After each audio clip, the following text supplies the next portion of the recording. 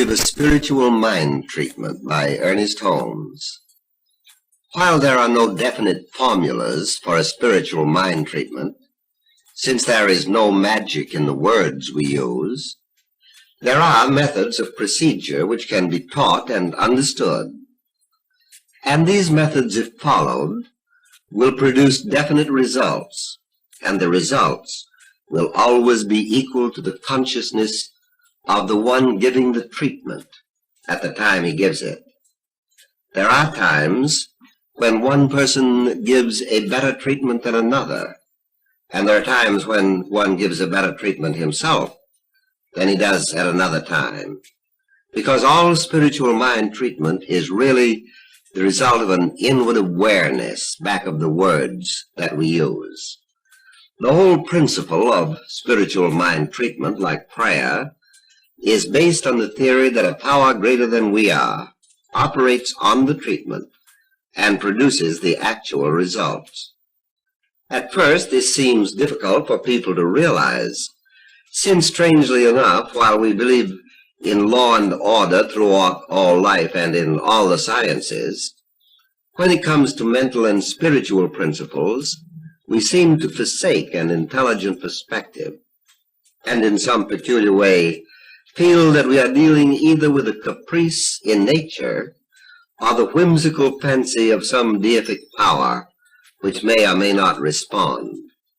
But there really is a science of mind and faith and prayer, if by science we mean the operation of a definite law of cause and effect. When Jesus said, "It is done unto you as you believe," he referred to this law, as though its action toward us were a logical reaction of our approach to it. First of all, "it is done" refers to a power that can and will and must respond.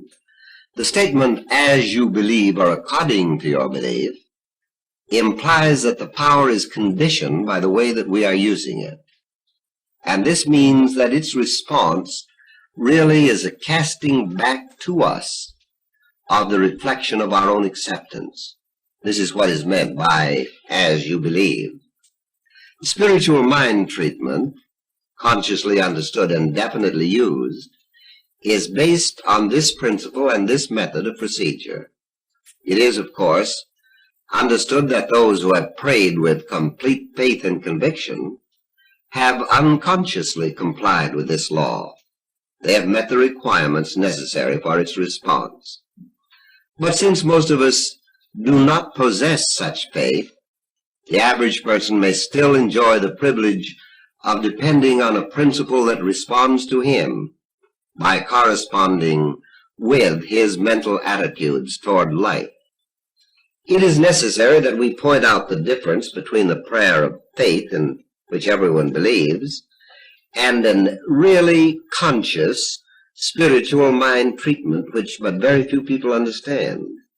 It is necessary that we understand the difference between what we call the divine presence, which is God, and the principle of mind which governs the law of mind in action. A principle is not a presence, and the presence of spiritual awareness in the universe, which is God, is more than a principle. The two great realities which we must affirm are, first, a divine presence of warmth and color and responsiveness, the infinite spirit, and its response to us through communion. This, of course, is the essence of prayer. The next great reality is that we are also surrounded by a principle of intelligence and creativeness, which responds to us as we believe, because it operates on our belief. One is the law and the other is the presence. We should be careful to understand this. We do not believe that God is a principle.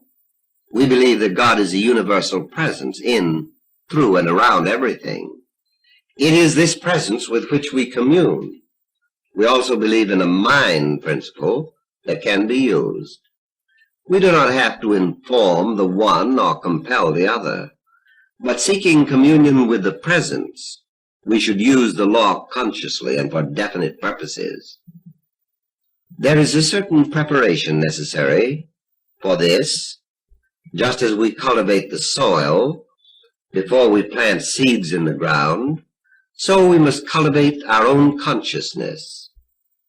We must cultivate an inward awareness, filling our minds with a feeling of a great presence and the authority of a great law of good. Sometimes this means sitting quietly for a few moments, just sensing the presence, feeling it and believing it, and keeping the mind open to its influx, to a sense of peace and inward awareness. Then we must realize that our word, being the presence, the power, and the activity of the living Spirit, shall not return unto us void. It actually will be done unto us as we believe, as we affirm, and as we accept. Jesus said, "These signs shall follow them that believe." And you and I have a right to expect a sign, and we should expect one. Otherwise, we would merely be talking to ourselves, or spending our time in wistful wishing or idle daydreaming. There is something dynamic and affirmative about a spiritual mind treatment. We do not deny that people are sick or unhappy or impoverished, for this would be silly. We do not deny the benefits of scientific medication or surgery or sanitation or the proper care of the physical body. We do not deny the mind with its actions and its emotional reactions.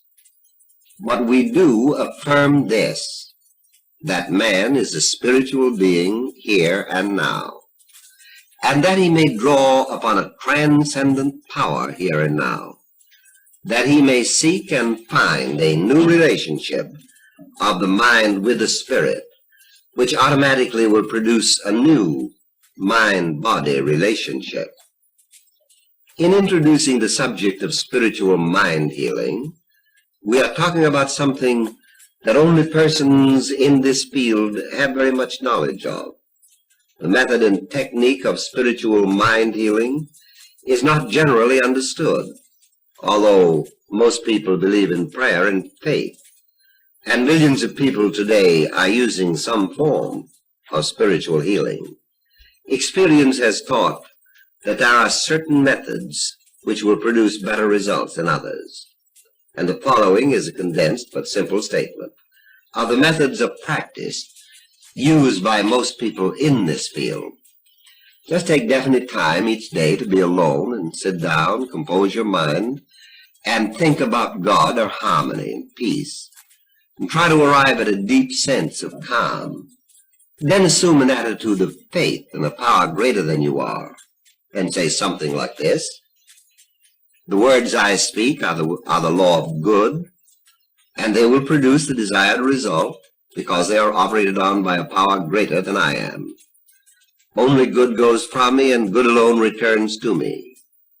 Now you are ready to give a specific treatment for yourself. Begin by saying words similar to these. This word is for myself. Everything I say is about me. It is the truth about my real being. You see, you are thinking about your spiritual nature, the divine reality of yourself. Say then, there is one life. That life is God, that life is perfect, that life is my life now. Say this slowly and with deep meaning. My body is a manifestation of the living Spirit. It is created and sustained by the one presence and the one power, animating every organ, every action, and every function of my being. There is perfect circulation and assimilation and elimination. There is no congestion, no confusion, no inaction. I am one with the infinite rhythm of life, which flows through me in love, in harmony, and in peace. It is my life now.